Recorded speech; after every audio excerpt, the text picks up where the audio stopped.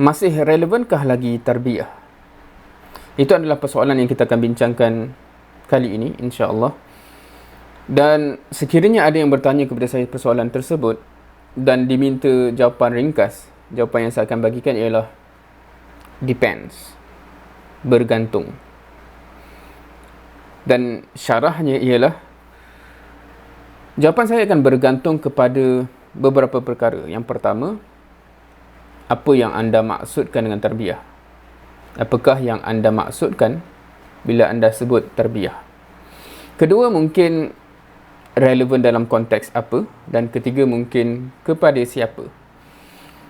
Of course, yang kedua dan ketiga ni dia bergantung balik kepada apa yang dimaksudkan. Apakah yang didefinisikan dengan tarbiyah? Contohnya, sekiranya yang anda maksudkan dengan tarbiyah ialah pendidikan secara umum, jawapan saya mungkin akan berbeza dengan sekiranya anda maksudkan pendidikan secara formal ataupun secara separaformal contohnya. Kan? Kalau kita ambil contoh, tarbiyah yang kita maksudkan adalah pendidikan secara formal ataupun separaformal. Adakah masih relevan? Kan tak kisahlah bentuknya adalah kelas agama,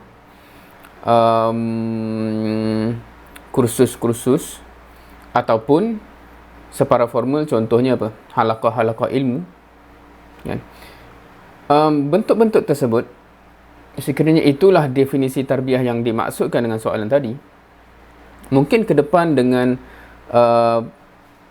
konteks pembelajaran online atas talian, dalam talian, yang juga boleh memberikan natijah ataupun hasil yang sama di hujungnya, mungkin tahap relevannya tarbiyah tadi, sekiranya dimaksudkan dengan perkara tadi, adalah akan berkurangan. Kan? Bagi orang yang mampu untuk mendapatkan hasil yang sama secara atas talian ataupun dalam talian, apa perkataan yang digunakan sekarang, online, maka pada dia tidak perlukan lagi untuk hadir kepada kelas-kelas fizikal ataupun halaqah-halaqah fizikal. Kan, contohnya. However, tetapi sekiranya tarbiyah yang dimaksudkan dengan soalan tadi ialah proses khusus pembinaan jundi, maka selagi mana objektif perjuangan dalam Islam yang memerlukan aspek tersebut masih ada, selagi mana gagasan yang dibawa oleh Islam yang perlu ditegakkan atas bumi ini, selagi mana itu menjadi objektif yang perlu dicapai, maka selagi itulah proses untuk melahirkan jundi-jundi yang diperlukan amat relevan dan kekal relevan. Kan? Jadi pada saya, sekiranya kerana itu konteks yang biasa saya berbincang lah bila kita sebut tarbiyah, yang saya biasa maksudkan dan saya biasa skop perbincangan saya ialah proses pembinaan jundi. Dan proses itu akan kekal relevan selagi mana jundi yang diperlukan itu masih diperlukan. Dan selagi mana belum tercapainya hasil perjuangan gerakan Islam di muka bumi ini, which is of course kita tak pasti berapa ratus tahun lagi perjuangan ini akan berterusan, selagi itulah tarbiyah itu amat relevan, kekal relevan. Jadi bila ada orang kata masih relevankah lagi tarbiyah, persoalan yang biasa saya terfikir ialah tarbiyah apa yang awak maksudkan.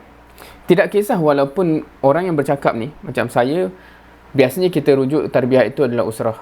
Bila kita cakap usrah ni, kita relate directly dengan tarbiyah. Dan dia pun begitu.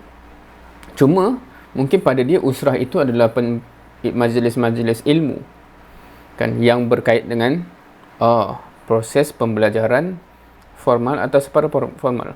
Mungkin perkara itu akan tidak relevan lagi satu ketika. Itu difahami. Seperti mana kelas-kelas fizikal.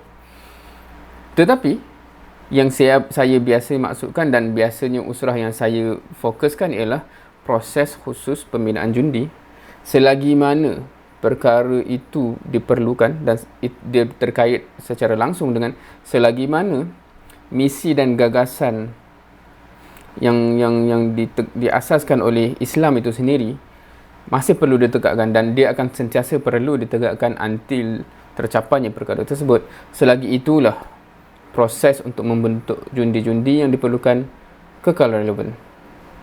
Wallahu alam. Jadi berbalik kepada persoalan awal tadi, depends apa yang anda maksudkan. Sekiranya anda maksudkan dengan apa yang digagaskan oleh Al-Banna, proses pembinaan jundi yang khusus, maka dia kekal relevan until tercapainya apa yang Al-Banna sebut di hujung, hatta la takuna fitnah wa yakuna ad-din kulluhu lillah.